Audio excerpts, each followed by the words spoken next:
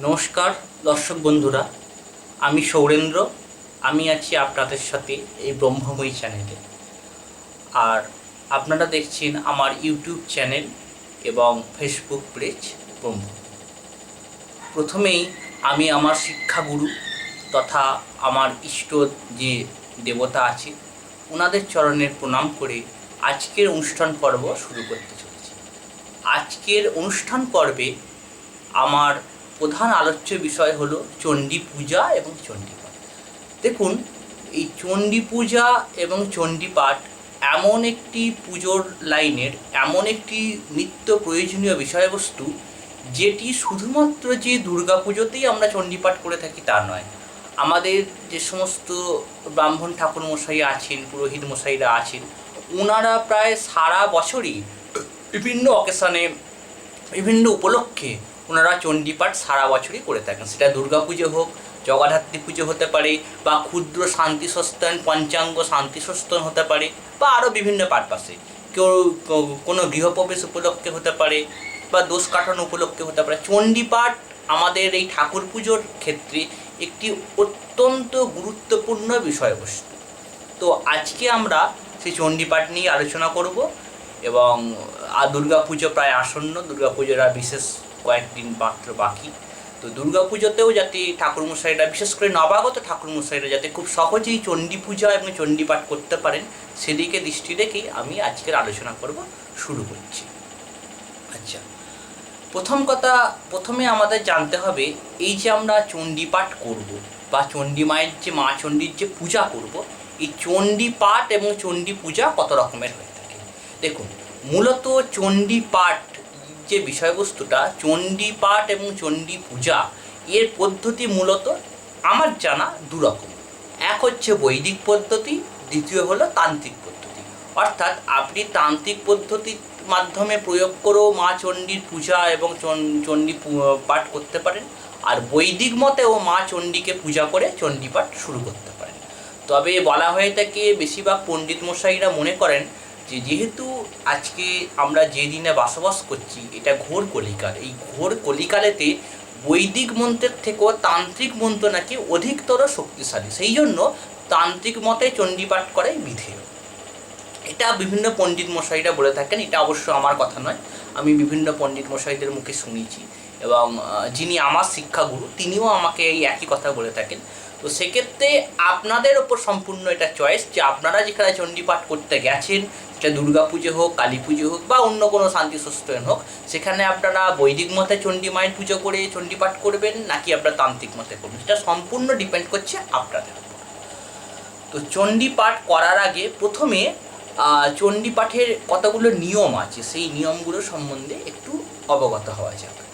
প্রথম কথা হচ্ছে, চণ্ডীপাঠ করতে হলে চণ্ডীপাঠক ব্রাহ্মণকে এক আসনে বসে সম্পূর্ণ ন্যাস বা আমাদের চণ্ডীপাঠের পূর্বে যা যা করণীয় বিষয়বস্তু আছে, যেমন জলশুদ্ধ থেকে শুরু করে ন্যাস ট্যাস শুরু করে সমস্ত কিছু শুরু করে একদম চণ্ডী যতক্ষণ না পর্যন্ত পাঠ আমি শেষ করছি ততক্ষণ পর্যন্ত, অর্থাৎ চণ্ডীপাঠ হয়ে গেল, জপবৈগুণ্য হলো, ক্ষমা প্রার্থনা করলাম, দক্ষিণান্ত হলো, মায়ের কাছে প্রণাম হলো, তারপরে আমি আসন ছেড়ে উঠব।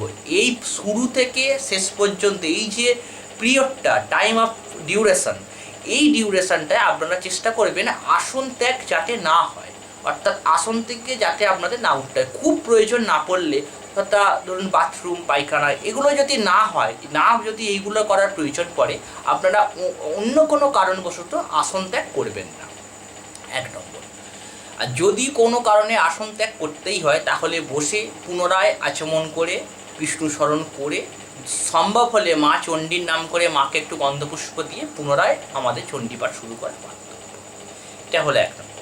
দ্বিতীয় নম্বর বলা হয়ে থাকে, চণ্ডীপাঠ করতে হলে সাধারণত আমাদের কিছু না খেয়ে করাটাই বিধেয়। যে সমস্ত ঠাকুরমশাইদের মানে গ্যাস অম্বলের সমস্যা আছে, যারা কিছু না খেলে খালি পেটে থাকলে তাদের গ্যাস অম্বলের খুব সমস্যা হয়, শরীর খারাপ হয়, ওনাদের পক্ষে করার কিছু নেই। ওনারা তো সামান্য একটু জল খেতেই পারে, তাতে অসুবিধা নেই। তাছাড়া শাস্ত্রমতে বলা হয়ে থাকে চা, জল, শরবত, ঔষধি, এই চারটে জিনিস খাবারের মধ্যে পড়ে না, এগুলো মানুষ পুজোর আগে সেবন করতেই পারে। তো সেদিক থেকে দেখলেও শুধুমাত্র একটু জল হয়তো যিনি থাকতে পারবেন না অসমর্থ পক্ষে, তিনি হয়তো জলটা একটু খাবেন, খেয়ে চণ্ডীপাঠ করবেন। কিন্তু যে সমস্ত ঠাকুরমশাইরা সম্পূর্ণ সুস্থ সবল স্বাভাবিক নিরোগ শরীরের অধিকারী, তারা চেষ্টা করবেন চণ্ডীপাঠটা হয়ে যাওয়ার পর আপনারা যা খুশি খান। চণ্ডীপাঠ করার আগে যতটা সম্ভব একটু উপবাসী থেকে করাটাই চেষ্টা করবেন, এটাই ভালো। তো এটা গেল চণ্ডীপাঠের একটা সাধারণ নিয়ম। এবার আমি চণ্ডীপাঠ করার যে পদ্ধতিগুলো আমি সেগুলো নিয়ে স্টেপ বাই স্টেপ আলোচনা করার চেষ্টা করছি। আপনারা দেখুন আমি বলছি।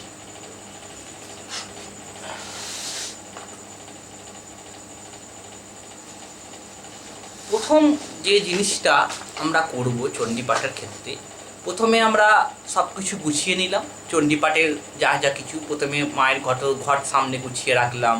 সাইডে আমাদের পুজোর যা কিছু জিনিসপত্র, কোষাকুষি, গঙ্গা জল, তিল হর্তুকি, পুষ্প, যে আমরা যে পুষ্পপাত্র করেছি পুষ্পপাত্র, ধান দ্রব্য, তারপরে এদিকে ফল মূল, মায়ের নৈবেদ্য, একটা চণ্ডী মায়ের যে চিনির নৈবেদ্য হয়, চিনি সন্দেশ, সব কিছু আগে জোগাড়জাত করে নিলাম। আসনে বসলাম, শুদ্ধ আসনে বসে প্রথমেই আমরা আচমন করব। আচমনে করব এবং আচমনের আগে প্রথমে যেমন আমরা যে কোনো পুজোর ক্ষেত্রে শুরু করে থাকি গঙ্গা স্নান মন্ত্র পাঠ, বিষ্ণু পাদার্ঘ্য সম্ভূতে গঙ্গে, এই মন্ত্রটা বলে মাথাতে গঙ্গা জল ছিটে দিলাম। গঙ্গা স্নান হলো। আমাদের শিখাবন্ধন করলাম, হাতে কুশ অঙ্গুরি ধারণ করলাম। যদি কারো হাতে সোনা বা রূপোর আংটি থাকে, যেমন আমার হাতে রূপোর আংটি আছে, কারো হাতে একটু সোনার আংটি থাকে, তাহলে কুশাঙ্গুরি ধারণ না করলেও চলে। যদি না থাকে তাহলে অবশ্যই আমাদের কুশাঙ্গুরি ধারণ করতে হবে। আমরা তিলক ধারণ করলাম। এই পর্যন্ত কাজ করে নেওয়ার পর ফার্স্টে আমরা আচমন করলাম।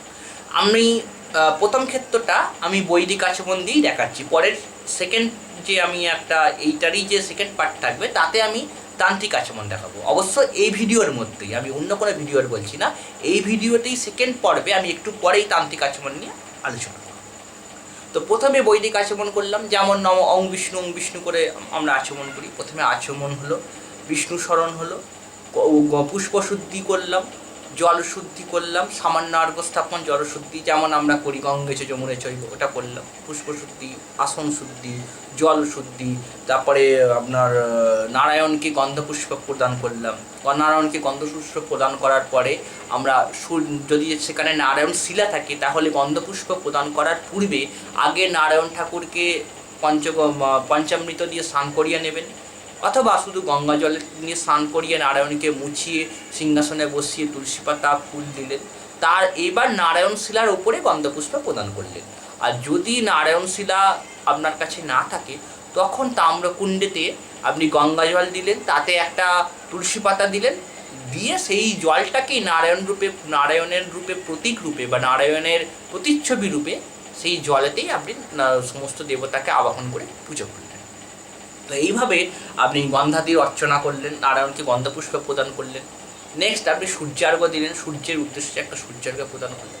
সূর্যার্ঘ্য সম্পর্কে একটা কথা বলে রাখি, সম্ভবত আমি এটা আগের ভিডিওতে বলেছিলাম, আমার খেয়াল করছে না। সূর্যার্ঘ্য সবসময় সর্ব পূজাতে, সেইটা দিনে হোক বা রাত্রে হোক, সর্ব পূজাতে সূর্যার্ঘ্য অবশ্যই প্রদান করবেন। এই সূর্যার্ঘ্য প্রদান কিন্তু কোনো যজমানের উন্নতির জন্য প্রদান করা হয় না। আমরা ঠাকুরমশাইরা আমাদের নিজেদের উন্নতির জন্য, নিজেদের শক্তি বৃদ্ধির জন্য আমরা সূর্যদেবকে অর্ঘ্য দিই। মনে করা হয়ে থাকে সূর্যদেব হচ্ছে সকল শক্তির, সকল ক্ষমতার অধিকারী। অর্থাৎ আমি আসনে বসে যে কর্মটা করার জন্য আসনে বসেছি, সেই কর্মটা যাতে নির্বিঘ্নে সম্পন্ন করতে পারি তার জন্যে সূর্যদেবকে অর্ঘ্য প্রদান করে থাকি। এছাড়া আর কিছু নয়, সূর্যার্ঘ্য প্রদানের আর কোনো উদ্দেশ্য কিন্তু। তো যাই হোক, সূর্যার্ঘ্য প্রদান করলেন, সূর্য প্রণাম করলেন। সূর্য প্রণামের পর আপনার গায়ত্রী মন্ত্র 108 বার জপ করলেন। যাদের গুরুমন্ত্র হয়েছে, গুরুমন্ত্রে দীক্ষিত, তারা গুরুমন্ত্র 108 বার জপ করলেন। জপ করার পর গুজ্জাতি গুজ্জ গোপতিতং গৃহান অস্মৎকৃতং, যখন এই যে আমাদের জপ বিসর্জনের মন্ত্র আছে, এই মন্ত্র বলে আপনারা জপ বিসর্জন এই পর্যন্ত আপনারা করে দেবেন। এই পর্যন্ত জপ বিসর্জন হয়ে যাবার পরে হবে স্বস্তি বাচন, ষষ্ঠী সূক্ত পাঠ, এবং ষষ্ঠী সূক্ত পাঠের পর হবে সংকল্প বাক্য এবং সংকল্প সূক্ত। সেক্ষেত্রে যদি বৈদিক মতে করা হয় তখন বৈদিক সংকল্প হবে, তান্ত্রিক মন্ত্রে করা হলে তান্ত্রিক সংকল্প হবে।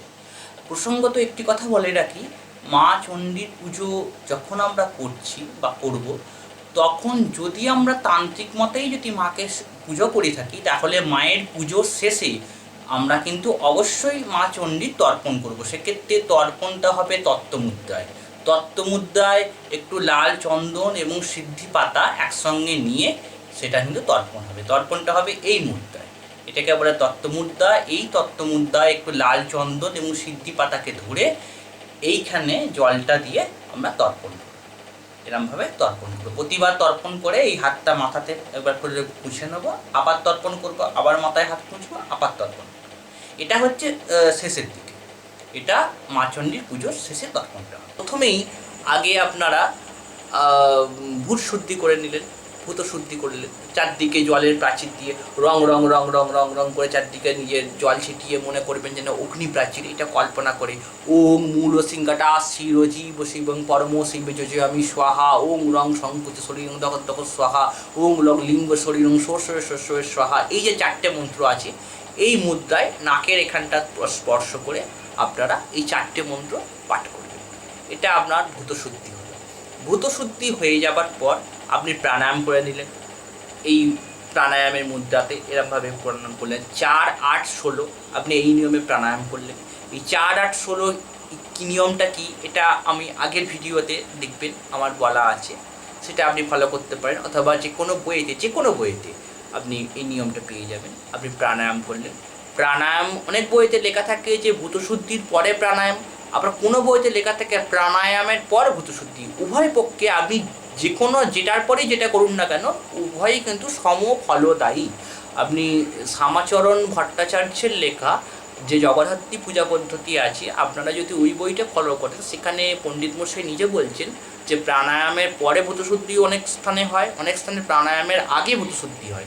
আপনি যেটাই করুন না কেন, উভয় নিয়মই সমভাবে প্রযোজ্য। তো আপনি করলেন। এটা করার পরে আপনি বিঘ্ন অপসারণ করলেন, মাসভক্ত বলি প্রদান করলেন। বিঘ্ন অপসারণ অস্ত্রায় ফট নামে আপনি একটুখানি জলের ছিটে নিয়ে প্রথমে দিব্য দৃষ্টির দ্বারা দিব্য বিঘ্ন বিনাশ করলেন। এরপরে বাম পায়ের গোড়ালি মাটিতে 3 বার ঠুকে ভৌম যে বিঘ্ন আছে সেগুলো আপনি বিনাশ করলেন। তারপরে চারদিক আপনার দিক বন্ধন করলেন, এরকমভাবে দিক বন্ধন করলেন। এই আঙুলটা আর এই আঙুলটা, এই দুটো আঙুল দিয়ে বাম করতে 2বার 3বার তালি দিয়ে আপনি চারদিক দিক বন্ধন করলেন। এটা হয়ে যাওয়ার পরে আপনি মাসভক্ত বলি প্রদান করলেন। একটি নতুন খুঁড়িতে একটুখানি দধি, একটু মাসকলাই, একটু আতপ চাল নিয়ে সেখানে ভূতাদয়কে আবাহন করে ওং ভূতাদয় ইয়াগচ্ছত ইহ তিষ্ঠত ইহ সন্নিধত্ত সুনিরুদ্ধ বার্তাদৃষ্টন করুত মুমু পূজার নির্মিত। এই বলে আপনি ভূতাদয়কে আবাহন করে বং এতস্মী মাসভক্ত বলায় নম, মাসভক্ত বলায় নম, মাসভক্ত বলায় নম 3 বার জলে ছিটে দিয়ে এতে এই গন্ধপুষ্পে মাসভক্ত বলায় নম অধিপতি দিয়ে বা বিষ্ণুপর্ব সম্প্রদানায় ভূতাদিপর্ম। ওং ভূতা পেতা, তারপরে রাখো জোর হাত করে ওং ভূতা পেতা পিশাচাশ্চ যে বসন্তত্র ভূতলে তে গৃহ্ণন্তু মায়া দত্ত বলিরে সে প্রসাদিত পূজিতা গন্ধপুষ্পাদ্বয়ী বলির্ভি স্তর্পিত তথা দেশাদস্মাৎ বিনিশ্চিত পূজ্যং মৎসন্ত মৎকৃতাম। একটুখানি সামান্য অর্ঘে জল ছিটিয়ে দিলেন। ওং ভূতাদয় ক্ষমত্তম, মাসভক্ত বলিতে জল ছিটিয়ে দিলেন। কোনো জায়গায় এই মাসভক্ত বলিটা প্রদান করার পর অনেক ঠাকুরমশাই বলে থাকেন যে এইটাকে নিয়ে গিয়ে তোমরা পুকুর পাড়ে দিয়ে দাও, বা এটাকে কোনো নদী বা জলাশয়ের পাড়ে দিয়ে দাও। এটা আমার মনে হয় দেশাচার বা কুলাচার মাত্র। তবে আমি যেখানে পুজো করি সেখানে কিন্তু এটা মানে পুকুর পাড়ে বা জলাশয়ের ধারে দেওয়ার জন্য আমি কাউকে কখনো বলিনি, এবং কোনো বইয়েতেও এটা মানে পুকুর পাড়ে মাসভক্ত বলি প্রদান করার পর এটাকে পুকুর পাড়ে বসিয়ে দিতে হবে বা জলাশয়ের ধারে দিয়ে আসতে হবে, এরকম কোনো নির্দেশও আমি এখনো পর্যন্ত পাইনি। কিন্তু প্র্যাকটিক্যালি আমি অনেক জায়গায় পুজো করতে গিয়ে দেখেছি, অনেকে বলেন যে এটা ভূতেদের খাবার, এটা বাইরে দিয়ে আসতে হবে, এটা অমঙ্গলজনক, হ্যাঁ, তারপরে পুজো শুরু করব, এরকম আমি অনেক ক্ষেত্রে দেখেছি। তো এক্ষেত্রে আমি একটা কথাই আপনাদের বলতে চাইব, এটা হচ্ছে দেশাচার বা কুলাচার। আপনারা যেখানে পুজো করছেন, যেখানে গেছেন, সেখানে যদি এই দেশাচার বা কুলাচারটা থাকে, তাহলে আপনারা সেটাই করবেন। যদি সেটা না থাকে তাহলে এটা করবেন না। এটার সঙ্গে বইয়ের কিন্তু আপনি কোনো মিল পাবেন না। বইয়েতে কিন্তু বলেন যে এটা পুকুর পাড়ে বসিয়ে দিয়ে এসো, আবার এটাও বলেন এটা পুকুর পাড়ে বসিয়ে দিয়ে এসো না। এটা দেশাচার বা কুলাচার হিসাবে মানুষ করে আসছে। তো এইভাবে আপনি মাসভক্তবলি দিলেন, এরপরে মাতৃকার ন্যাস করলেন, অশ্বমাতৃকা মন্তস্য ব্রহ্ম ঋষি কার্তিছনা, এইটা মাতৃকার ন্যাস মন্ত্রটা আছে। আমি জাস্ট হিন্টস দিয়ে যাচ্ছি, পয়েন্টগুলো পরপর বলতে বলতে। আপনি এইভাবে মাতৃকার ন্যাস করলেন। মাতৃকার ন্যাস করার পর অন্তর মাতৃকার ন্যাস, বাহ্য মাতৃকার ন্যাস, সংঘার মাতৃকার ন্যাস, এই তিনটে করলেন। যদি সম্ভব হয় তাহলে তিনটে করবেন, না সম্ভব হলে আপনি ডাইরেক্ট পিঠর ন্যাসে চলে গেলেন। পিঠর ন্যাসটা কিন্তু মাস্ট, ওটা অবশ্যই করবেন। অনন্তায় নম, কুর্মায় নম, প্রকৃতি নম, এই যে ন্যাসটা আছে পিঠর ন্যাস, এই পিঠশক্তির ন্যাসটা করলেন। পিঠশক্তির ন্যাসটা হয়ে যাবার পরে এবার কিন্তু আপনি চলে আসছে, পিঠশক্তির ন্যাস হয়ে যাবার পরে এবার আপনি মেন যে আমাদের যে ঘট আছে মা চণ্ডীর ঘটস্থাপনে চলে আসবেন।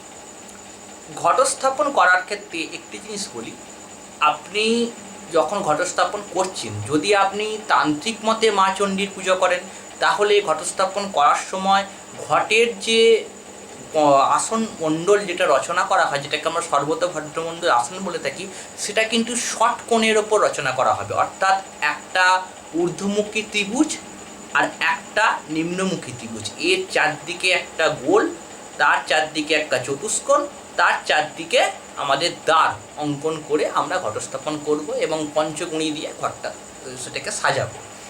যদি আমরা বেদ মতে মা চণ্ডীকে পূজা করি তাহলে আমরা যেমন নর্মাল সর্বতভদ্রমণ্ডল রচনা করি অষ্টদল পদ্ম, সেই অষ্টদল পদ্ম এঁকেই আমরা ঘটস্থাপন করব। শুধুমাত্র তান্ত্রিক পুজোর ক্ষেত্রে অষ্টদল পদ্মের মধ্যে ষটকোণ অবশ্যই আমরা আঁকব। এটা হলো বৈদিকের সঙ্গে তান্ত্রিকের একটা পার্থক্য। নাম্বার 2, যদি তান্ত্রিক মতে আমরা ঘটস্থাপন করি তাহলে ঘটেরতে আমরা নিম্নমুখী ত্রিকোণমণ্ডল রচনা করব। অর্থাৎ ঘটের গায়েতে সিঁদুর দিয়ে নিম্নমুখী ত্রিভুজ আঁকবো এবং ডাবেতে ঊর্ধ্বমুখী ত্রিভুজ আঁকবো। দুটোই কিন্তু নিম্নমুখী নয় বা দুটোই ঊর্ধ্বমুখী নয়। ঘটেতে আঁকবো নিম্নমুখী ত্রিভুজ, ডাবেতে আঁকবো ঊর্ধ্বমুখী ত্রিভুজ। আর যদি বৈদিক মতে ঘটস্থাপন করে মায়ের পুজো করা হয় তাহলে যেমন আপনারা স্বস্তিক চিহ্ন অঙ্কন করেন, ঘটেতেও স্বস্তিক চিহ্ন দিলেন, ডাবেতেও স্বস্তিক চিহ্ন দিলেন, তাতে কোনো অসুবিধা নেই। আর যেটা কমন সেটা হচ্ছে ঘটেতে বৈদিক হোক বা তান্ত্রিক হোক, ঘটেতে সিদ্ধি পাতা দিলেন, পঞ্চপল্লব দিলেন, ডাব দিলেন, একটা আচ্ছাদনের বস্ত্র দিলেন। মা চণ্ডীর যেহেতু ঘটস্থাপন করা হচ্ছে সেই জন্য তাতে শাঁখা নোয়া কর দেওয়া হলো, আলতা পাতা দুর্ব দিয়ে ঘটে একখানি অর্ঘ্য বাঁধা হলো।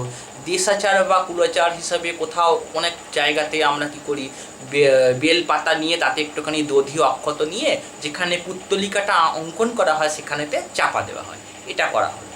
এইবার আসছে ঘটস্থাপনের মন্ত্র। ঘটস্থাপন যদি আপনি তান্ত্রিক মতে করেন তখন কিন্তু কালী পুজোর বইতে যে ঘটস্থাপন মন্ত্র আছে ওং ক্লিং, ওং ওইং, ওং স্ত্রিং, এই যে বীজ আছে এই বীজের ওপর ঘটস্থাপনটা হবে। এবং গঙ্গার দাস হরিতা সর্বা পুণ্যা ভগবতী, এই যে মন্ত্রটা আছে ঘটস্থাপনের তান্ত্রিক মন্ত্র, এই তান্ত্রিক মন্ত্র বলে ঘটস্থাপন করা হবে। আর যদি আপনি বৈদিক ঘটস্থাপন করেন তাহলে আপনার সামবেদ বা যজুর্বেদে যে মন্ত্র আছে, আপনি যে বেদ অনুসারে পুজোটা করছেন সেই বেদের মন্ত্র অনুসারে আপনি ঘটস্থাপন প্রক্রিয়া সম্পন্ন করবেন। তো এইভাবে আপনারা যেভাবে ঘটস্থাপন করবেন সেইভাবে ঘটস্থাপনটা যে মতে করবেন আর কি সেই মতে করে দেবেন। ঘটস্থাপন হয়ে যাওয়ার পরে প্রথম কাজ হলো আমাদের দ্বার পুজো করা। কারণ আমরা যাই পুজো করি না কেন, একটা মনসা মায়ের পুজো করি বা লক্ষ্মী মায়ের পুজো করি বা মা দুর্গার পুজো করি, যা পুজো করি না কেন আগে দ্বার পুজো আমাদের করতে হয়। অর্থাৎ দ্বারদেশে ভগবান শ্রী গণেশ, মা লক্ষ্মী, মাতা সরস্বতী, মাতা গঙ্গা, ইনাদেরকে একটা পুজো করতে হয়।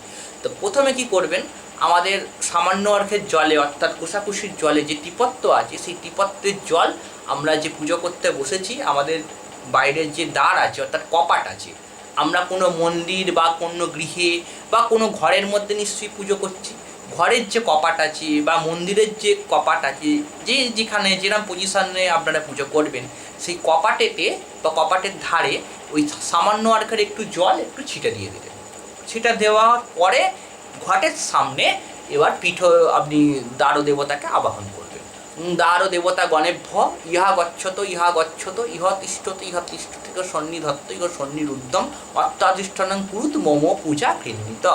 এবার গন্ধ পুষ্প ধূপদীপ নৈবেদ্য পঞ্চোপচারে পুজো করলেন। দ্বার দেবতা পুজো করা হয়ে যাবার পর আমরা ওই যে ঘরটা বসিয়েছি অষ্টদল পদ্মের উপর, অর্থাৎ পদ্মের যে 8টা পাপড়ি আছে ওই পাপড়ির প্রত্যেকটা দলে হিসাব মতো আমাদের পীঠ দেবতাগণকে আবাহন করে পূজা করতে হয়। তো সেক্ষেত্রে আমরা তো প্রত্যেকটা পাপড়ির আলাদা আলাদা দল তো তখন দেখতে পাই না। ঘট বসে যাবার পরে ওই ঘটের গোড়াতেই একটা নতুন কলা পাতা হোক বা একটা রেকাবি হোক বা তাম্রকুণ্ড হোক, তাতেই পীঠ দেবতাকে আবাহন করে আমরা পীঠ পুজো করি। একইভাবে এতে এই গন্ধপুষ্পে পীঠ দেবতা গণেভ্য নমঃ একটা পুষ্প দিলেন, এবার আবাহন করলেন পীঠ দেবতা গণেভ্য ইয়া গচ্ছত ইয়া গচ্ছত ইহ তিষ্ঠত ইহ তিষ্ঠত। একইভাবে আবাহন করে গন্ধপুষ্প ধূপদীপ নৈবেদ্য পীঠ দেবতাকে দিয়ে আবাহন করে পীঠ পুজো করলেন। পীঠ পুজো হয়ে যাবার পরে এরপর আসছে আপনার গণপত্যাদি পঞ্চদেবতার পূজা। আপনার গণেশ ঠাকুর, সূর্যদেব, নারায়ণ, মহেশ্বর আর মা দুর্গা, ইনাদেরকে আলাদা আলাদাভাবে ঘটে প্রত্যেককে আলাদা আলাদাভাবে আবাহন করলেন। আবাহন করলে পঞ্চপ্রচারে পূজা করবেন। যদি আপনাদের কাছে সময় খুব কম থাকে অশক্ত পক্ষে, তখন গণপত্যাদি পঞ্চদেবেভ্য বা গণপত্যাদি পঞ্চদেবে গণেভ্য ইহা গচ্ছত ইহা গচ্ছত ইহ তিষ্ঠত ইহ তিষ্ঠত বহু বচন প্রয়োগ করে একেবারে পূজা করে নিলেন যদি সময় কম থাকে। নইলে প্রত্যেককে আলাদা আলাদাভাবে পূজা করাটাই বিধেয়। এটা করলেন। এরপরে আপনারা এর সঙ্গে আরও দুটো পুজো এক্সট্রা করবেন। এক হচ্ছে অগ্নির পুজো। মা দুর্গার পুজো হয়ে গেল, গণপত্যাদি পঞ্চদেবতার পূজা, এরপরে আপনাকে অগ্নির একটা পুজো করতে হবে। ওই একইভাবে ঘটেতে গন্ধপুষ্প দিয়ে এতে গন্ধপুষ্পে অগ্নায় নমঃ এষ গন্ধ অগ্নায় নমঃ পুষ্প এতৎ পুষ্পম অগ্নায় নমঃ ধূপদীপ নৈবেদ্য অক্ষত নৈবেদ্য অগ্নায় নমঃ অগ্নির একটা পুজো করলেন। যারা দীক্ষিত তারা কিন্তু গণপত্যাদি পঞ্চদেবতার পুজোর পূর্বে তারা নিজের গুরুর পুজো করবেন, কারণ গুরুর পুজো ছাড়া কোনো পুজো সম্পূর্ণ হয় না। কারণ গুরুই তো আমাদের সব।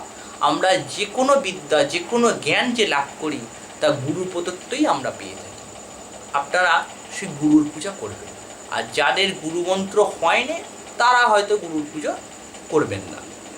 আবার কেউ কেউ বলে থাকেন যার গুরুমন্ত্র হয়নি নারায়ণ এবং মহেশ্বরই হলেন মহাগুরু বা ওনারা ইষ্ট দেবতারই মহাগুরু, সেক্ষেত্রে আপনারা নিজের ইষ্ট দেবতার উদ্দেশ্যে একটুখানি গন্ধপুষ্প দিয়ে দিলেন। আর যাদের গুরু হয়েছে, যারা গুরুমন্ত্রে দীক্ষিত, তারা অবশ্যই গুরুর পূজা করবেন পঞ্চদেবতার পুজোর পূর্বে। এই যে ষট দেবতা, এদের পুজো ছাড়া কোনো পুজোয় কারো অধিকার আসে না। বলা হয়ে থাকে এই পঞ্চদেবতা অগ্নি এবং গুরু, এদের পুজো ছাড়া কোনো দেবতার পুজো করলে সেই পুজো নিষ্ফল হয়। এদের পুজো ছাড়া কারোর পুজোতে কোনো অধিকার আমাদের থাকে না। তো এইভাবে এই পুজোগুলো করলেন। এই পুজোগুলো করার পরে এবার আসছে মা চণ্ডীর পূজা। প্রথমে কি করলেন, একটুখানি গন্ধপুষ্প জবা ফুল ইত্যাদি নিয়ে পূর্ব মুদ্রায় ধরলেন। ধরে মা চণ্ডীর যে ধ্যান আছে, মা চণ্ডীর ধ্যান আপনি পাঠ করলেন। মা চণ্ডিকার যে ধ্যান আছে সেই চণ্ডিকার মায়ের ধ্যান পাঠ করে আপনি নিজের মস্তকে ফুল দিলেন। নিজের মস্তকে ফুল দিয়ে মা চণ্ডীকে নিজের হৃদয়েতে মনে মনে উপলব্ধি করলেন। মা চণ্ডী আপনার হৃদয়েতে মা বাস করছে, এই উপলব্ধি করে আপনি মাকে প্রথমে মানস প্রচারে পুজো করলেন। মানস প্রচারে পুজো হয়ে যাবার পরে এবার আপনাকে আসতে হবে বিশেষজ্ঞ স্থাপন। আপনি বিশেষজ্ঞ স্থাপন করলেন, অর্থাৎ নিজের বাঁ দিকে আপনি পুজো করতে সোজাসুজি বসেছেন। আপনার বাম ভাগে ত্রিকোণমণ্ডল রচনা করে চারদিকে একটা বৃত্ত এঁকে তার চারদিকে চতুষ্কোণ এঁকে এতেই গন্ধপুষ্পে অনন্তায় নমঃ কুর্মায় নমঃ পিতৃব্যয় নমঃ বলে ফুল দিলেন। যেমনভাবে আপনি সমন্বর্গ স্থাপন করেছেন তেমনভাবেই ওখানে করলেন। এবার তাতে ত্রিপদিকা স্থাপন করলেন, তাতে ফটমন্ত্রেতে জল ওং মন্ত্রে জল ঢাললেন, ফটমন্ত্রে ত্রিপদিকা স্থাপন হলো শাঁখেতে আপনি অর্ঘ্য সাজালেন। এবার যে বিলোম মাতৃকা ন্যাস আছে কং নম খং নম গং নম ঘং নম এইগুলো ন্যাস আছে, এইগুলো করে করে জল দিলেন। এতে এই গন্ধপুষ্প অর্কমণ্ডলায় দ্বাদশ কলাত্মক নম ষোড়মণ্ডলায় ষোড়শকলাত্মক নম বন্যমণ্ডলায় দশকলাত্মক নম এই বলে বলে আপনি গন্ধপুষ্প প্রদান করলেন। প্রদান করে ওইখানেতে আপনি তীর্থে আবাহন করলেন। ওং গঙ্গে যমুনে চৈবে গোদাবরী সরস্বতী নর্মদে সিন্ধু কাবেরী জলেস্মিন সন্নিধিং কুরু। এই তীর্থ আবাহন করলো। তীর্থ আবাহন করে ওখানে আপনি পুজো করলেন। ওইখানেতে আপনি মা ক্লিং চণ্ডীকে নমঃ বলে মা চণ্ডীর ওখানে একটা পুজো করলেন ওই জলেতে। পুজো করার পর ওই শঙ্খপাত্রের জল কিছুটা হাতে ঢেলে নিজের মাথায় এবং চারদিকে যা যা মা চণ্ডীর পুজো উপকরণ আছে সবেতে ভালো করে ছিটিয়ে দেবেন। ছিটিয়ে দেওয়ার পরে আরও কিছুটা জল আপনার যে কোষাকুষিতে যে সামান্য অর্ঘের জল আছে ওই শঙ্খের জল কোষাকুষির জলেতে ঢেলে নেবেন। ঢেলে নেওয়ার পর শঙ্করা রেখে দেবেন। আপনার বিশেষজ্ঞ স্থাপন হলো। বিশেষজ্ঞ স্থাপন হয়ে যাবার পরে এবার মা চণ্ডীর মূল মন্ত্রে করন্যাস অঙ্গন্যাস করলেন। প্রথমে যে করন্যাস অঙ্গন্যাসটা করেছিলেন ওটা হচ্ছে সাধারণ করন্যাস, সাধারণ অঙ্গন্যাস। এবার হচ্ছে যে করন্যাস অঙ্গন্যাস সেটা হচ্ছে যে দেবতাকে আমি পুজো করছি সেই দেবতার মূল মন্ত্রে করন্যাস অঙ্গন্যাস। মা চণ্ডীর মূল মন্ত্র হলো হ্রিং হ্রাং হ্রিং হিং অঙ্গুষ্টাব্যাং নমং তজ্জনিব্যাং স্বাহা হিং মধ্যম্যাং বৌষার হুং অনিবেকাব্যাং হুং করতল অষ্টায় পৃষ্ঠায় পাঠ। এই যে মূল মন্ত্র হ্রিং, মা দুর্গা পুজোর যে কোনো বইতে আপনি হ্রিং মন্ত্রে করন্যাস অঙ্গন্যাস পেয়ে যাবেন। এটা করবেন। এটার পরে মা চণ্ডিকার যে আপনার ঋষ্যাদি ন্যাস আছে সেই ঋষ্যাদি ন্যাসটা আপনাকে করতে হবে। আমি ঋষ্যাদি ন্যাসটা বলছি, এই ন্যাসটা কিন্তু আপনাকে মা চণ্ডীর করতে হবে। অশ্ব সপ্ত সৌতি স্তব মন্তস্য নারদ ঋষির গায়ত্রী ছন্দকর দক্ষিণামূর্তি দেবতা হ্রিং বীজং সাহা শক্তি মমষ্ট সিদ্ধার্থ বিনিয়োগঃ ওং নারদ ঋষয় নমো গায়ত্রী ছন্দসী নমো দক্ষিণামূর্তি দেবতায় নমো হ্রিং বীজায় নমো ওং সাহা শক্তায় নমো ওং হ্রিং নমশ্চণ্ডিকায় নমো। এটা হলো মায়ের ঋষ্যাদি ন্যাস। ঋষ্যাদি ন্যাস হলো। ঋষ্যাদি ন্যাস হয়ে যাওয়ার পর এবার মূল মন্ত্রে মায়ের ব্যাপক ন্যাস করতে হবে। আমি এর আগে আমার প্রায় সব ভিডিওতেই বলেছি ব্যাপক ন্যাস কীভাবে করতে হয়। একটুখানি ফুল, একটুখানি বেলপাতা নিয়ে মাথা থেকে পা পর্যন্ত মায়ের যে মূল মন্ত্র বীজ হ্রিং, এই মূল মন্ত্র উচ্চারণ করতে করতে 5 বার বা 7 বার স্পর্শ করবেন মাথা থেকে পা পর্যন্ত। এই মূল মন্ত্রে মায়ের ব্যাপক ন্যাস করলেন। ব্যাপক ন্যাস হয়ে যাবার পরে পুনরায় আপনি মায়ের ধ্যান করবেন। হাতে গন্ধপুষ্প নিয়ে মায়ের ধ্যান করলেন। মায়ের ধ্যান করে এইবার সেই গন্ধপুষ্পটা আপনি ঘটস্থাপন করেছেন, ঘটের ওপর দিলেন। ঘটের ওপর দিয়ে সেই ঘটেতে মা চণ্ডীর আবাহন হবে। ওং হ্রিং চণ্ডীকে দেবী বা ওং হ্রিং চণ্ডীকে মাতো ইয়া গচ্ছ ইয়া তিষ্ঠুকে সন্নিধ্যে কি সন্নিরুদ্ধ অত্যাতিষ্ঠান কুরুত মম পূজা অত্যাতিষ্ঠান কুরু মম পূজা গৃহানো যাবত্তং পূজয়ামি মাতো তাবত্তং সুস্থিরা ভব। প্রণাম করে এইবার মাকে একে একে আপনার যা যা উপাচার আছে, আপনার দশোপচারে পুজো করলে দশোপচারের উপাচার, পঞ্চোপচারে করলে পঞ্চোপচারের উপাচার, ষোড়শোপচারে পুজো করলে মায়ের ষোড়শোপচারের যা যা আইটেম আছে আপনার কাছে এক এক করে মাকে নির্দেশ করতে। প্রসঙ্গত একটি কথা বলে রাখি, সেটা হচ্ছে অনেকেই আমাকে বলে যে ঠাকুরমশাই পুজো করতে গিয়ে অনেক মানুষ প্রশ্ন করে যে ষোড়শোপচারে আমি পুজো করছি অথচ শাড়ি নেই। শাড়ি ছাড়া বা বস্ত্র ছাড়া কিন্তু ষোড়শোপচারে পুজো হয় না। আপনাকে যদি কোনো জায়গায় বস্ত্র ছাড়া মায়ের পুজো করতে হয় সেখানে কিন্তু আপনাকে দশোপচারে পুজো করতে হবে। বস্ত্র ছাড়া ষোড়শোপচার ইনকমপ্লিট থাকে। সেক্ষেত্রে বস্ত্র মানেই যে বিশাল দামি বস্ত্র দিতে হবে এমনটাও কিন্তু নয়। শাস্ত্রে বলেছে বস্ত্র ষোড়শোপচারের একটা অন্যতম উপাচার। মানুষের যেমন ক্ষমতা মানুষ সেই রকমই বস্ত্র দিক, তাতেও কোনো অসুবিধা নেই। কিন্তু ষোড়শোপচার করলে একটা বস্ত্র যেন থাকে নিয়ম রক্ষার জন্য। এটা আমি বলছি না যে ভালোই কিনে আনতে হবে বা দামি দিতে হবে, তা কিন্তু নয়। নিয়ম রক্ষার জন্য যা বলা হয়েছে সেটা অন্তত যেন করা হয়ে থাকে, তবেই ষোড়শোপচার সম্পূর্ণ হয়। এবং ষোড়শোপচার করলে তখনই সেখানে মধুপর্কের বাটি, আসন অঙ্গুরীয় এগুলো কিন্তু আসে। দশোপচারে যখন আমি পুজো করব তখন কিন্তু এগুলো মধুপর্কের বাটি, আসন অঙ্গুরীয় এবং বস্ত্র সেখানে কিন্তু থাকে। ঠিক আছে? তো এইভাবে আপনারা মা চণ্ডীকে পুজো করলেন।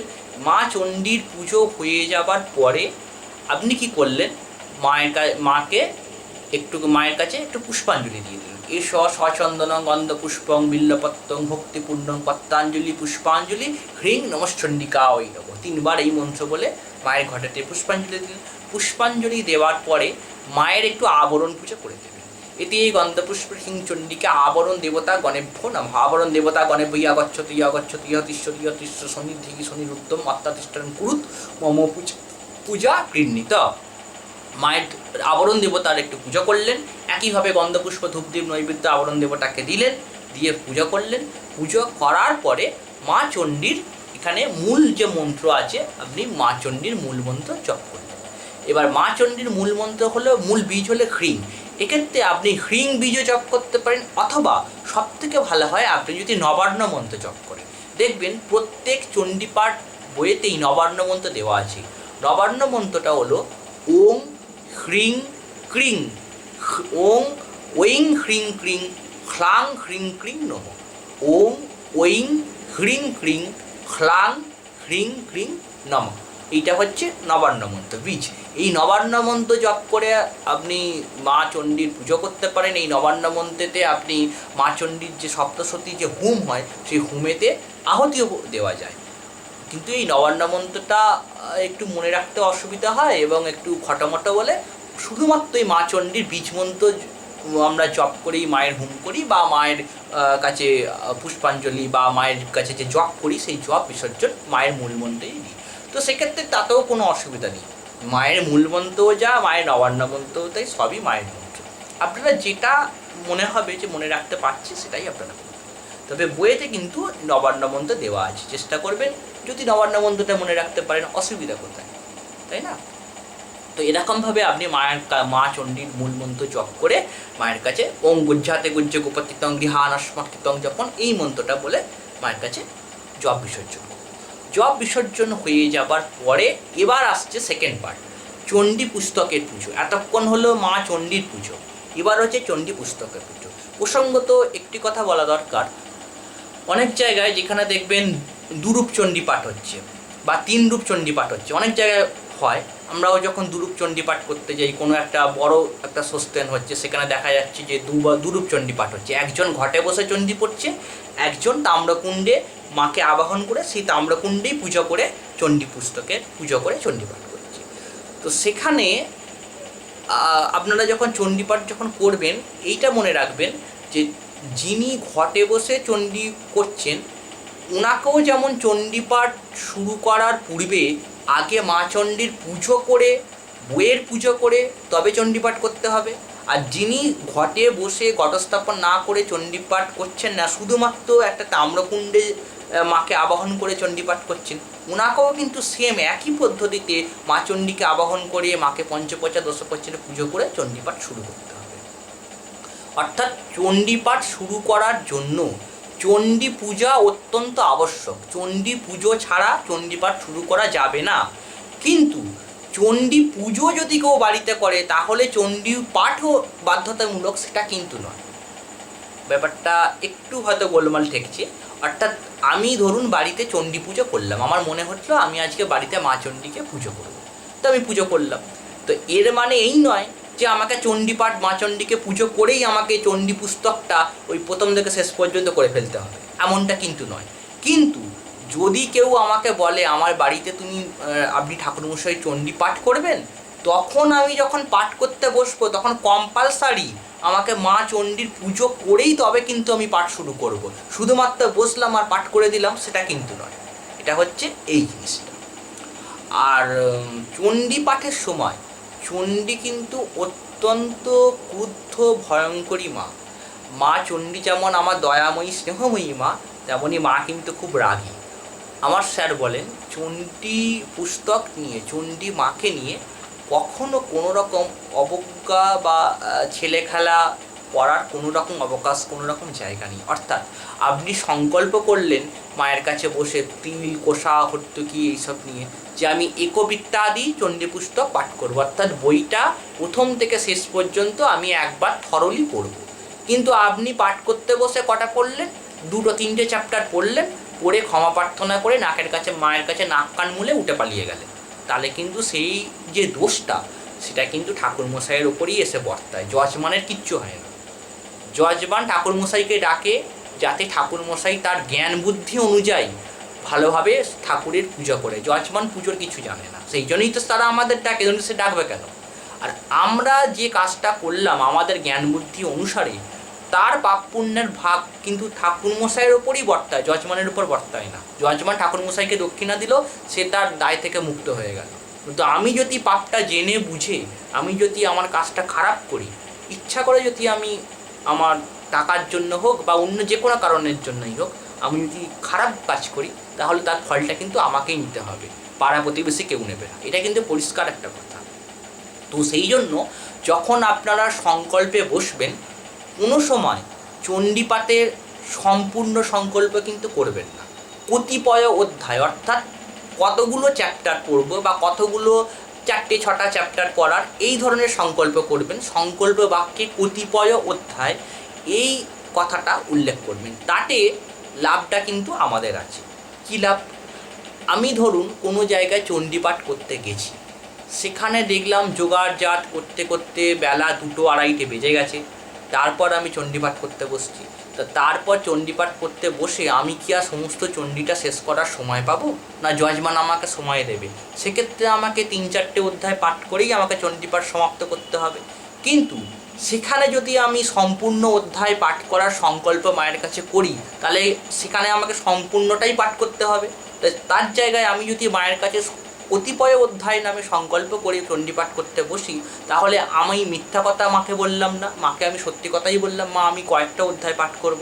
ফলে আমি কোনো পাপের ভাগী হলাম না।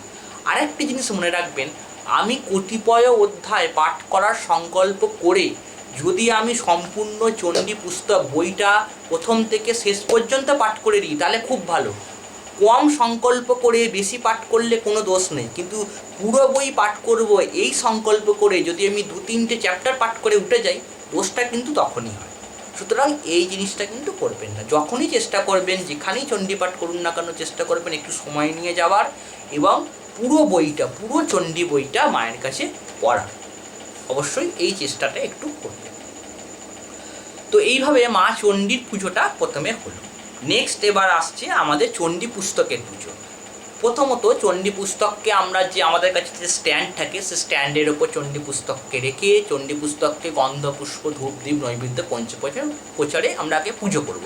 এতে এই গন্ধপুষ্পে ওম দেবী মাহাত্ম্য পুস্তকায় নমঃ বা চণ্ডী পুস্তকায় নমঃ বলে একটুখানি ফুল দিলাম। এতৎ সচন্দন গন্ধপুষ্পম চণ্ডী পুস্তকায় নমঃ ফুল দিলাম। এসব প্রজ্বলিত ধূপং দেবী মাহাত্ম্য পুস্তকায় নমঃ জলের ছিটে। এসব প্রজ্বলিত দীপং দেবী মাহাত্ম্য পুস্তকায় নমঃ আবার জলের ছিটে। একটুখানি আতপ চাল নিয়ে এতৎ অক্ষত নৈবেদ্যং চণ্ডী মাহাত্ম্য পুস্তকায় নমঃ বইটার উপর দিয়ে দিলাম। দিয়ে সেইগুলোকে ঘটেতে দিয়ে দিলাম বা সাইডে রেখে দিলাম। এইবার আমাদের পাঠ চণ্ডীপাঠ শুরু হবে। তাহলে প্রথমে মায়ের পুজো হলো। পুজোর পর আপনি নবান্ন মন্ত্র জপ করলেন 108 বার, বা মায়ের মূল বীজ মন্ত্র জপ করলেন, জপ সমর্পণ করলেন। সমর্পণ করার পর চণ্ডীর যে পুস্তক আছে, দেবী মাহাত্ম্য পুস্তক, তাকে পুজো করলেন। তাকে পুজো করার পরে এইবার একটা একটা করে আপনার পাঠ শুরু হবে। প্রথমেই চণ্ডীপাঠ করার পূর্বে আমাদেরকে দেবী সুক্তম পাঠ করতে হবে। তারপর অর্গল স্তোত্তম, কিলকস্তব, দেবী কবচম। অর্গল স্তোত্র, দেবী সুক্তম, অর্গল স্তোত্তম, কিলকস্তব, দেবী কবচম, এইগুলো কম্পালসারি। প্রত্যেকটা যখনই আপনি চণ্ডীপাঠ করবেন প্রতিবারে এই 4টে জিনিস আগে আপনাকে পাঠ করে নিতে হবে। তারপর একটা রাত্রি সুক্ত বলে একটা চ্যাপ্টার আছে। দেখুন, রাত্রিসূক্ত আপনি তখনই পড়বেন যখন রাত্রিবেলা মায়ের কাছে চণ্ডীপাঠ হবে। অনেক মানুষ বলে থাকেন বা অনেক ঠাকুরমশাইরা বলে থাকেন যে রাত্রিবেলা চণ্ডীপাঠ করা যায় না, কিন্তু আমার যে শিক্ষক মাস্টারমশাই উনি কিন্তু বলেন রাত্রিবেলা চণ্ডীপাঠ করা যায়। এবং শুধুমাত্র উনি নয়, আপনি যে কোনো চণ্ডী বই যে আছে তাতেও আপনি দেখতে পাবেন যে রাত্রিবেলা চণ্ডীপাঠ করার জন্য রাত্রিসূক্ত নামে একটা স্পেশাল চ্যাপ্টার আছে। সেই স্পেশাল চ্যাপ্টারটা পড়ে তবে রাত্রিবেলা চণ্ডীপাঠ করা হয়। কিন্তু যদি আপনি দিনের বেলা চণ্ডীপাঠ করেন তাহলে রাত্রিসূক্ত চ্যাপ্টারটাকে অ্যাভয়েড করে যাবেন, এটা পড়ার কোনো দরকার নেই। তো তাহলে আপনি দেবী সুক্তম, অর্গল স্তোত্তম, কিলকস্তব, দেবী কবচম এই 4টে চ্যাপ্টার প্রথমে পড়বেন। পড়ে এবার আপনার চণ্ডীর যে প্রথম চ্যাপ্টার, দ্বিতীয় চ্যাপ্টার, এবার যে প্রথম চরিত্র যেগুলো আছে, দ্বিতীয় চরিত্র বা দ্বিতীয় অধ্যায়, তৃতীয় অধ্যায়, এরমভাবে আপনি প্রত্যেকটা চণ্ডীপাঠ করবেন। চণ্ডীপাঠ শেষ হলো, আপনার 13 অধ্যায় পর্যন্ত করলেন। 13 অধ্যায় পর্যন্ত চণ্ডীপাঠ করার পর আপনি কুঞ্জিকা স্তোত্তম অবশ্যই পাঠ করবেন। কোনো বইয়েতে কুঞ্জিকা স্তোত্তম কিন্তু আপনি পাবেন না, আবার কোনো চণ্ডীপাঠ বইতে কুঞ্জিকা স্তোত্তম এই স্তোত্রটা আপনি পাবেন। আমি যেমন আমার কাছে এই যে বইটা দেখছেন, এই বইটাতে আপনি কুঞ্জিকা স্তোত্তম এটা কিন্তু আমি পাইনি, আমি অন্য চণ্ডীপাঠের বই থেকে কুঞ্জিকা স্তোত্রমটা এটা অ্যাড করে রেখে দিয়েছি। তো সেটা আপনারা অন্য মার্কেটে দেখে নেবেন কোন বইতে কুঞ্জিকা স্তোত্র আছে এবং কোন বইতে নেই। যে বইতে নেই সেই বইতে যেখান থেকে ওটা আপনি কালেকশন করবেন সেটাকে জেরক্স করে বা প্রিন্ট আউট করে ওই বইয়ের সঙ্গে রেখে দেবেন। কুঞ্জিকা স্তোত্র হলো এমন একটি স্তোত্র যে স্তোত্রটা পাঠ করলে চণ্ডীপাঠের সম্পূর্ণ ফললাভ করা যায়। যদি আপনি কোনো ন্যাস করতে ভুল করেন, কোনো অঙ্গন্যাস করন্যাস যদি ভুল করেন, কোনো জপে যদি কোনো ভুল হয়, এই কুঞ্জিকা স্তোত্র পাঠ করলে সমস্ত কিছুর ফললাভ করা যায় এবং সেই সমস্ত দোষ ক্ষমা পাওয়া যায়। এবং এই কুঞ্জিকা স্তোত্র পাঠ করলে দুর্গা পুজোর সমস্ত ফললাভ করা যায়। স্বয়ং মহেশ্বর এই কথা বলছেন রুদ্রজামলে। তো এই যে কুঞ্জিকা স্তোত্র যেটা আমি আপনাদের দেখাচ্ছি, এই যে কুঞ্জিকা স্তোত্রম শিববাচ, এই কুঞ্জিকা স্তোত্রমটা আপনারা খুব ভালো করে পাঠ করবেন প্রথম থেকে শেষ পর্যন্ত। কুঞ্জিকা স্তোত্রম পাঠ করে দেওয়ার পরে এবার আপনি মায়ের কাছে অপরাধ ক্ষমা প্রার্থনা যে স্তোত্রগুলো আছে চণ্ডী পুস্তকে সেইগুলো পাঠ করলেন। চণ্ডীপাঠ ফল লাভের জন্য যে স্তোত্র আছে চণ্ডীপাঠ ফলম, চণ্ডীপাঠ ফলম আপনি পাঠ করবেন। পাঠ করার পরে আপনি মাকে একটুখানি আরতি করে দিলেন, ধূপ দ্বীপ আপনার কাছে যা আছে মাকে একটু আরতি করলেন। আরতি করে ঠাকুরের কাছে আপনার যদি ঘট থাকে তাহলে আরতি হয়ে গেল। আরতি হয়ে যাবার পর মায়ের মূল মন্ত্র আর একবার জপ করে একটু জপ বিসর্জন করে দিলেন। জপ বিসর্জন করে আপনাকে যে দক্ষিণা দেওয়া হয়েছে সেই দক্ষিণান্তটা একটু করে দিলেন। কাঞ্চন মূল্যায়ন মরিপদ দিয়ে বা বিষ্ণু পরমে তো সম্প্রদানায় ব্রাহ্মণায়নম। এবার আপনি কোষাকুষিতে ওই দক্ষিণার টাকাটা কোষাকুষি হরিতকি দিয়ে ধরে পূর্ণ বাক্য যেটা আছে বিষ্ণুরব দর্শদ অদ্য অদ্য অমুক মাসে অমুক পক্ষে অমুক তীর্থ অমুক গোত্র অমুক দেব শর্মা, এবার যজমানের নাম গোত্র বললেন অমুক গোত্রস্য অমুক দেব শর্মণ বা দাসস্থ সংকল্পিত শ্রী চণ্ডীপাঠ শ্রী চণ্ডীপাঠ কর্মাঙ্গভূত দক্ষিণামূলং কাঞ্চনমূল্যং হরিতকি ফলং শ্রী বিষ্ণু দৈবতন যথাসম্ভব গোত্র নামে ব্রাহ্মণায় অহং সম্পদ দদানি। সম্প্রদদে নয় সম্প্রদদানি, দদানিটা হচ্ছে পরার্থে, সম্প্রদদে হচ্ছে যখন আপনি নিজের জন্য করবেন। তো এরমভাবে দক্ষিণান্ত করলেন। দক্ষিণান্ত করার পর হাতে এক গণ্ডূষ জল নিলেন। ওং শ্রী শ্রী চণ্ডীপাঠ অচ্ছিদ্র বস্তু বলে জলটা মাটিতে ফেলে দিলেন। মাটিকে ফেলে দেওয়ার পরে আপনি বৈগুণ্য সমাধান করলেন। পৈতেটা ধরে কোষাকুষি স্পর্শ করে ওং বিশ্বরাম দশদ অদ্য অদ্য অমুক মাসে অমুক পক্ষে অমুক তীর্থ অমুক গোত্র আপনার গোত্র অমুক দেবশর্মা আপনার নাম চণ্ডীপাঠ অমুক গোত্র চণ্ডীপাঠ কর্মণ যদ বৈগুণ্য জাতং তদ্দোষ প্রশমনায় অহং শ্রীবিষ্ণু নাম শরণমহং করিষ্যে। এখানে কিন্তু করিষ্যে বলছেন কারণ আপনি ক্ষমা প্রার্থনা করছেন আপনার যজমানের জন্য নয়, আপনি নিজের জন্য। সেই জন্য এখানে করিষ্যামি না বলে আপনি করিষ্যে বলবেন। কারণ চণ্ডীপাঠ করতে গিয়ে চণ্ডী মায়ের পুজো করতে গিয়ে আমরা ছোটোখাটো ভুল ত্রুটি আমাদের সবার হয়ে থাকে। যে যত বড় ঠাকুরমশাই পণ্ডিত মশাই হন না কেন কিছু না কিছু ভুল ত্রুটি আমাদের সকলের হয়ে থাকে। সেই জন্যই আমরা ক্ষমা প্রার্থনা ঠাকুরের কাছে করি। যদি আমরা ভুল না করবো তাহলে ক্ষমা প্রার্থনা করবো কেন? আপনি কোনো অন্যায় বা দোষ না করলে আপনি তো অনর্থক কাউকে সরি তো বলবেন না। এটাও হচ্ছে সেই জিনিসটা, আমরা জ্ঞানত অজ্ঞানত অনেক রকম ভুল ত্রুটি করে ফেলি, যার জন্যই মায়ের কাছেই ক্ষমা প্রার্থনা। তো এইটা বলে আপনি নারায়ণের নাম ওং বিষ্ণু এই নামটা 10 বার আপনি জপ করলেন। জপ করে হাতে করে জল নিয়ে তারপর নারায়ণের কাছে যে আমরা ক্ষমা প্রার্থনা মন্ত্র আছে প্রিয়তাং পুণ্ডরিকাক্ষং সর্বযজ্ঞ সরহরি তস্মিন তুষ্ট জগৎ তুষ্টং প্রিণীতে প্রিণীতং জগত এতৎ শুভাশুভ কর্মফলং শ্রীহরি নারায়ণের চরণে বা শ্রী বিষ্ণুর চরণে অর্পিত মস্তু বলে জলটা মাটিতে ফেললেন। হাত জোর করে বললেন ওং সঙ্গ, হাত জোর করে এবার নারায়ণের যে প্রণাম মন্ত্র আছে প্রণাম মন্ত্র বললেন। প্রণাম মন্ত্র বলে হরি বল হরি হরি বল হরি বলে আবার একবার আচমন করবেন। চণ্ডীপাঠের পূর্বে আচমন এবং কর্মের শেষেও আচমন হবে ওং বিষ্ণু ওং বিষ্ণু ওং বিষ্ণু। আচমন হয়ে গেল, আচমন হয়ে এবার মাকে প্রণাম করে ওঠার আগে এইগুলো আগে করে নিলেন। এবার আপনি যেহেতু ঘটস্থাপন করেছেন সেই ঘটটাকে এবার নিরঞ্জন করতে হবে আপনার।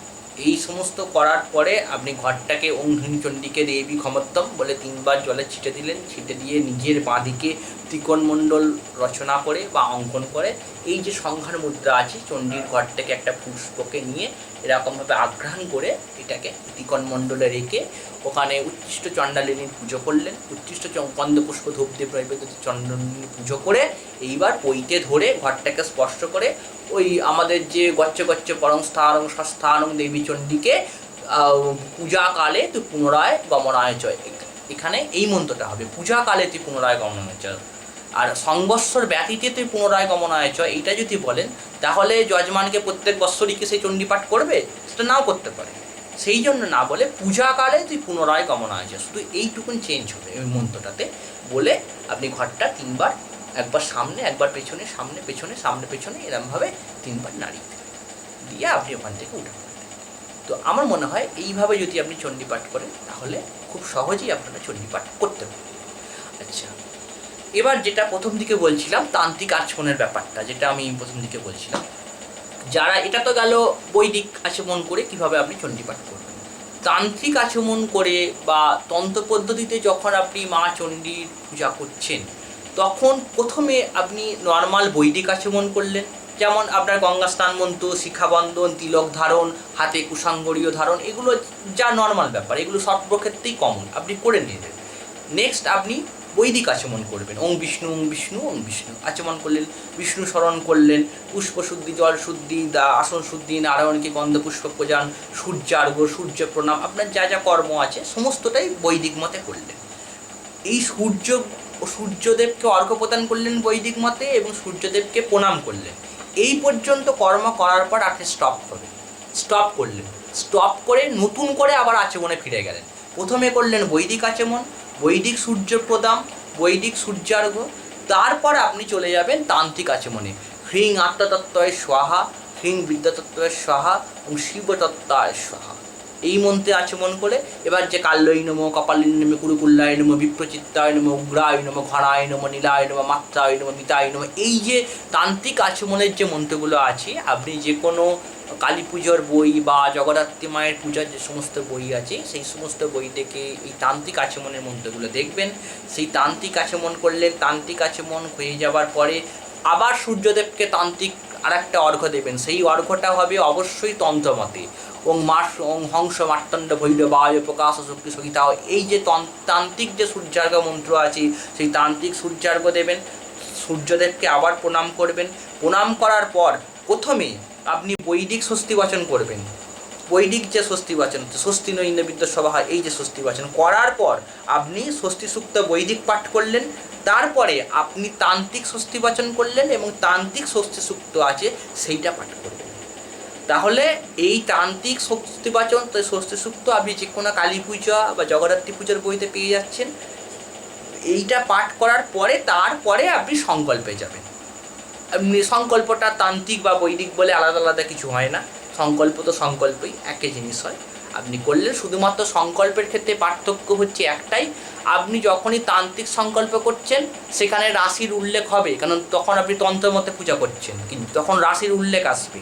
আর যদি আপনি তান্ত্রিক সংকল্প না করেন, বৈদিক সংকল্প করেন, সেখানে রাশির উল্লেখ আসবে না। এটাই হচ্ছে মেন ডিফারেন্স। তো এইভাবে আপনি করলেন। তান্ত্রিকের সঙ্গে বৈদিকের যদি আমরা ডিফারেন্স রেখে দিলে আবার একবার নতুন করে বলি যাতে আপনাদের বোঝার সুবিধা হয়। প্রথমে আপনি তান্ত্রিক আচমন, প্রথমে আচমন থেকে বৈদিক আচমন থেকে বৈদিক সূর্যার্ঘ্য, বৈদিক সূর্য প্রণাম এই পর্যন্ত করলেন, করে এবার আপনি তান্ত্রিক আচমনে চলে গেলেন। তান্ত্রিক আচমন করলেন, তান্ত্রিক সূর্যার্ঘ্য দিলেন, সূর্য প্রণাম করলেন, তারপরে আপনি বৈদিক ষষ্ঠী বাচন করলেন, ষষ্ঠী সূক্ত পাঠ করলেন, তারপরে আবার নতুন করে তান্ত্রিক ষষ্ঠী বাচন করবেন, তান্ত্রিক ষষ্ঠী সূক্ত পাঠ করবেন, করে তারপর সংকল্প করবেন। আপনারা যদি শ্যামাচরণ বিদ্যাবাড়িতে মহাশয়ের লেখা যে কালী পুজোর বই আছে, উনি তো আদি রাইটার, ওনার যদি বই ফলো করেন সেখানে কিন্তু উনি বলছেন শুধুমাত্র আচমনটাই দুবার হবে না, আপনার যে সংকল্প নয় সরি, আপনার যে এই ষষ্ঠী বাচন এবং ষষ্ঠী সূক্ত এটাও কিন্তু দুবার হবে। আপনার প্রথমবার হচ্ছে বৈদিক ষষ্ঠী বাচন ষষ্ঠী সূক্ত, তারপরে আবার সব হাতেতে আতপ চাল নিয়ে তান্ত্রিক ষষ্ঠী বাচন তান্ত্রিক ষষ্ঠী সূক্ত পাঠ হবে। আপনারা এই কথাটা এবার বইয়ের সঙ্গে মিলিয়ে দেখে নিতে পারেন, এটা কিন্তু ওনার বইতে আপনারা পেয়ে যাবেন। তো এইভাবে আপনারা অতি সহজেই মা চণ্ডীর পূজা করতে পারেন। আর পূজার শেষে অবশ্যই মায়ের কাছে নাক কান মুলে ক্ষমা প্রার্থনা করে নেবেন। মা গো, আমি তো কিছু জানি না, ভুল ত্রুটি হলে মা তুমি ক্ষমা করো। মা স্নেহময়ী, সন্তানের অপরাধ যিনি অবশ্যই ক্ষমা করবেন। তো এই ছিল আজকের ভিডিও। আচ্ছা, আরেকটা কথা বলি, মা চণ্ডীর কিন্তু বিভিন্ন রকমের ধ্যান আছে। আমরা বইয়েতে মাত্র নর্মাল বইয়েতে আমরা মা চণ্ডীর একটাই ধ্যান পাই, ওই মহিষাসুর মর্দিনী যে ধ্যানটা। এছাড়াও মা চণ্ডীর আরও 3খানা ধ্যান আছে। সেই ধ্যানটা এই মুহূর্তে আমার কাছে নেই, আমি এর পরের ভিডিওতে বা যে কোনো সময় অন্য কোনো ভিডিও করে আমি আপনাদের সেই ধ্যানগুলো বলে দেবো। টোটাল মা চণ্ডীর 3টে না 4টে ধ্যান আছে, আপনারা যে কোনো একটা ধ্যান প্রয়োগ করতে পারেন। এটাই নয় যে আমি যেটা বললাম ওটাই একমাত্র ধ্যান আর বাকিটা কিছু নেই, তা নয়। 3-4টে টোটাল মা চণ্ডীর ধ্যান আছে। যে কোনো ধ্যানে যে কোনো ধ্যান করে আপনি মা চণ্ডীকে সহজেই পুজো করতে পারেন। তো এইভাবে মা চণ্ডী আপনারা পুজো করুন, খুব ভালো আপনাদের পূজা কাটুক। দুর্গা পুজোর অগ্রিম শুভেচ্ছা, অভিনন্দন আপনাদের সকল ঠাকুরমশাইয়ের প্রতি রইল, সকল ব্রাহ্মণ মশাইয়ের প্রতি রইল, তথা আমার থেকে বয়োজ্যেষ্ঠ আমার সকল মা, কাকিমা, জেঠিমা, আমার থেকে বয়োজ্যেষ্ঠ আমার সকল মানে কি বলবো ইউটিউব দর্শকবৃন্দের উদ্দেশ্য রইল আপনাদের পুজো খুব ভালো কাটুক। আর প্রত্যেক ভিডিওর মতো এই ভিডিওতেও আমি বলছি, আমার আওয়াজ যতদূর পর্যন্ত যাচ্ছে ততদূর আমি বলার চেষ্টা করছি যে এই সমস্ত ভিডিওগুলো আমি বানাই শুধুমাত্র নবাগত ঠাকুরমশাইদের জন্য, অভিজ্ঞ ঠাকুরমশাইয়ের জন্য কিন্তু নয়। আমার যদি কোনো ভুল ত্রুটি হয় আপনারা কমেন্ট করবেন, কমেন্ট করে আমার ভুল ত্রুটিগুলো আপনারা সংশোধন করে দেবেন, যাতে আমি নতুন নতুন আপনাদের কাছ থেকে কিছু শিখতে পারি। শিক্ষার কোনো শেষ হয় না, আর কোনো মানুষই বলতে পারে না সে সব কিছু জেনে গেছে। আমি কিছু জানতে পারি আপনাদের কাছ থেকে, আপনারা কমেন্ট করবেন। আপনাদের ভিডিও ভালো লাগুক বা খারাপ লাগুক, যেটাই লাগুক আপনারা আমাকে জানাবেন, এবং কী ধরনের ভিডিও দেখতে আপনারা পছন্দ করবেন, কোন ঠাকুরের সম্বন্ধে আমাকে অবশ্যই লিখে জানাবেন। আমি যদি সে সম্বন্ধে আমার জ্ঞান থাকে আমি অবশ্যই বলার চেষ্টা করব। আর এই ভিডিওটা দেখবার পরে আপনারা একটা কর্ম আপনাদের করতে হবে, আপনারা অবশ্যই বইয়ের সঙ্গে মিলিয়ে দেখবেন। দেখুন, ইউটিউবে বা আজকাল ইন্টারনেটের দুনিয়াতে হাজার হাজার লক্ষ লক্ষ কোটি কোটি ভিডিও আছে, কিন্তু সব কিছুই যে সঠিক তথ্য তেমনটা কিন্তু নয়। এটা হচ্ছে আপনাদের দায়িত্ব যে কোনটা সঠিক এবং কোনটা ভুল সেটাকে নিজে থেকে সংশোধন করে নেওয়া। এইটা আপনি দেখলেন, দেখে প্রত্যেকটা আমার বলা প্রত্যেকটা কথা কিন্তু বইয়ের সঙ্গে মিলিয়ে দেখবেন, এবং আপনাদের লোকাল যেসব ঠাকুরমশাইগণ আছেন ওনাদের সঙ্গে আলোচনা করবেন, এবং সর্বোপরি আপনারা প্র্যাকটিক্যাল করুন। প্র্যাকটিক্যাল যত করবেন তত আপনাদের হাত সরবরাহ হবে। আপনারা এই যে স্টেপগুলো আমি বলছি, এসব স্টেপগুলো আপনাদের মাথার মধ্যে থাকবে। শুধুমাত্র দেখে কিছু লাভ নেই। আপনি দেখবেন, আপনার সময় অপচয় হবে, বা ধরুন আপনি দেখে কিছুটা জানার চেষ্টা করলেন, একটা ভাষা একটা আপনার মধ্যে ছাপ পড়লো মাত্র, কিন্তু পূর্ণাঙ্গ কিছু হলো না। আপনাকে এগোতে হবে। যতক্ষণ না আপনি এগোতে পারবেন ততক্ষণ শুধুমাত্র দেখে কোনো কাজ কিন্তু হয় না। আপনারা প্র্যাকটিস করুন, যত বেশি করে পারেন প্র্যাকটিস করুন, বাড়িতে রিহার্সাল করুন এই সমস্তগুলো নিয়ে, তবে কিন্তু হবে। নইলে পূজা মণ্ডপেই হোক বা কারো বাড়িতে করতে গিয়েই হোক, চণ্ডীপাঠ কিন্তু আটকাবে। আর চণ্ডীপাঠ করার সময় যতটা সম্ভব চণ্ডীর যে ভাঙার যে ব্যাপারটা আছে, আটক করে যে ভাঙার ব্যাপারটা আছে, যতটা সম্ভব ভেঙে ভেঙে উচ্চারণ করবেন। বইয়েতে কিন্তু সমস্ত সন্ধি করে দেওয়া আছে, ওই সন্ধিটাকে ভেঙে আর প্রথম সন্ধি ভেঙে উচ্চারণ করার চেষ্টা করবেন। ওটা শুধু প্র্যাকটিসের জন্য, কিন্তু অ্যাকচুয়াল উচ্চারণ করার নিয়ম হচ্ছে সন্ধিযুক্ত অবস্থায়, সন্ধি বিচ্ছেদ অবস্থায় নয়। উচ্চারণের সুবিধার জন্য প্রথম বাড়িতে সন্ধিটা ভেঙে উচ্চারণ করার চেষ্টা করলেন, পরে টোটাল সন্ধি অবস্থায় উচ্চারণ করবেন। যেমন যেমন কমা আছে, যেমন যেমন দাঁড়িয়ে আছে সেই অনুযায়ী উচ্চারণ করবেন, কারণ প্রত্যেকটার একটা আলাদা আলাদা ছন্দ আছে, সেই ছন্দ অনুযায়ী কিন্তু চণ্ডীটা পাঠ হবে। এবং উচ্চারণ যতটা সম্ভব ক্লিয়ার হবে, কথা যেন জড়িয়ে না যায়, উচ্চারণ যেন অস্পষ্ট না হয়, জোরে হবে, কথা একদম স্পষ্ট মুখ থেকে বেরোবে, যাতে মানুষ আপনার পাশে বসা মানুষটা শুনতে পাবে যে আপনি কি বলছেন। সে হয়তো মানে বুঝতে পারবে না, কিন্তু আপনি কি বলছেন সেই উচ্চারণটা যেন তার কানে পরিষ্কার পৌঁছায়। এবং এই উচ্চারণ, এই ধ্বনি, এই যে শব্দ, এটাই হচ্ছে চণ্ডীপাঠের মূল বিষয়। আপনি 1 ঘন্টা 2 ঘন্টা 3 ঘন্টা চণ্ডীপাঠ করলেন, সেইটা কাজ করবে কোনটা? এই ভাইব্রেশনটা, আপনার বলা শব্দটা সেই বাড়ির মধ্যে যতদূর শব্দটা বাতাসের মধ্যে চারদিকে ছড়াবে, চারদিকে ঘুরবে, সেই ভাইব্রেশনটাই কাজ করে। সুতরাং ধ্বনি শব্দ উচ্চারণ এটা অত্যন্ত গুরুত্বপূর্ণ একটা জিনিস। যার উচ্চারণ যত ভালো, যত পাংচুয়াল, যত নিয়ম অনুসারে করতে পারে, তার চণ্ডীপাঠ তত ভালো হবে। এটা কিন্তু ফ্যাক্ট। আপনারা এইটা অবশ্যই মনে রাখবেন, মনে রেখে আপনারা চণ্ডী পূজা করুন। আশা করি আপনাদের ভিডিওটা হয়তো ভালো লাগবে। আপনারা দেখুন, আবার অন্য একদিন অন্য কোনো ভিডিও নিয়ে আপনাদের সঙ্গে আসার চেষ্টা করব আপনাদের সামনে দুর্গাপুজোর কোনো পুজো পদ্ধতি নিয়ে আসার। আমি জানি না কতটা আসতে পারবো, তবে দুর্গাপুজোর পুজো পদ্ধতিতে আলোচনায় একটা ভিডিওতে হবে না, মিনিমাম 4টে পার্টে এটা আলোচনা করতে হবে, নইলে কিছু বোঝা যাবে না। তো আমি সেটা চেষ্টা করব। আপনারা সকলে ভালো থাকুন। মা চণ্ডী, মা ভবতারিণী সকলের কল্যাণ করুন। নমস্কার।